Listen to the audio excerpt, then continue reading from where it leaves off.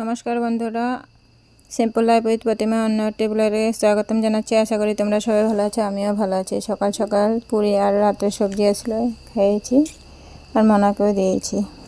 মনা খেয়ে বলো দারুণ হয়েছে। তারপরে খেয়ে দিয়ে কাজকর্ম শেষ করে আশেপাশে সব কাজকর্ম সারে তারপরে মাছ বানাচ্ছিলাম।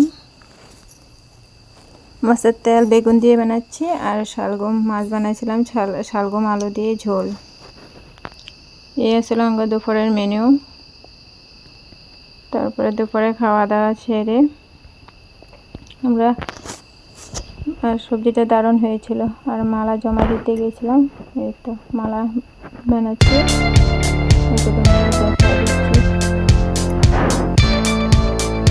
তারপরে আমি মালা জমা দিতে গিয়েছিলাম।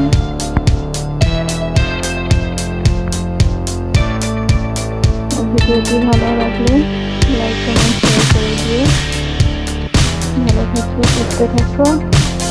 কালকে আবার দেখা হবো অন্য একটি ব্লগের সাথে। টাটা, সবাই ভালো থেকো, সুস্থ থেকো। টাটা।